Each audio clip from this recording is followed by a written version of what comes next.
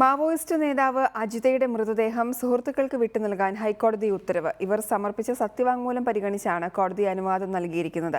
അതേസമയം മൃതദേഹം പൊതുദർശനത്തിന് വയ്ക്കുന്നത് ഉൾപ്പെടെയുള്ള കാര്യങ്ങൾ ക്രമസമാധാന പ്രശ്നങ്ങൾക്ക് കാരണമാകുമെന്ന പോലീസ് വാദം അംഗീകരിച്ച കോടതി ഈ ആവശ്യം നിഷേധിച്ചു. നിലമ്പൂർ കരുളായിൽ പോലീസ് വെടിവയ്പിൽ കൊല്ലപ്പെട്ട മാവോയിസ്റ്റ് നേതാവ് അജിതയുടെ മൃതദേഹം ഉപചാരപൂർവ്വം സംസ്കരിക്കാനുള്ള അനുമതിയാണ് ഹൈക്കോടതി സുഹൃത്തുക്കൾക്ക് നൽകിയിരിക്കുന്നത്.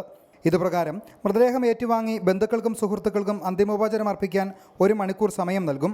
എന്നാൽ പൊതുദർശനത്തിന് മറ്റ് സ്ഥലങ്ങളിലേക്ക് മൃതദേഹം കൊണ്ടുപോകാൻ പാടില്ല. സംസ്കരിക്കുന്ന ശ്മശാനത്തിന്റെ ഭാഗത്ത് തന്നെ ഇതിനുള്ള ക്രമീകരണം അവർ തന്നെ ഉണ്ടാക്കണം. സംഘപരിവാർ സംഘടനകളുടെ പ്രതിഷേധം ചൂണ്ടിക്കാട്ടിയാണ് പോലീസ് പൊതുദർശനം അനുവദിക്കരുതെന്ന് കോടതിയിൽ ആവശ്യപ്പെട്ടിരുന്നത്. അജിതയുടെ മൃതദേഹം 23 ദിവസമായി കോഴിക്കോട് മെഡിക്കൽ കോളേജിൽ സൂക്ഷിച്ചിരിക്കുകയായിരുന്നു.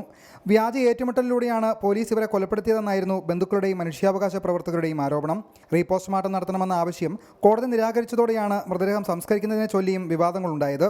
സർക്കാർ തന്നെ സംസ്കാര ചടങ്ങുകൾ നടത്താൻ തീരുമാനിച്ചതോടെ അവകാശവാദം ഉന്നയിച്ച് മുൻ ഭർത്താവും സുഹൃത്തുക്കൾക്കും രംഗത്ത് വരികയായിരുന്നു. അജിതയുടെ മൃതദേഹം മാന്യമായി സംസ്കരിക്കാൻ അനുമതി നൽകണമെന്നാവശ്യപ്പെട്ട് സഹപാഠി ഭഗവത് സിംഗ് ആണ് ഹൈക്കോടതിയെ സമീപിച്ചിരുന്നത്.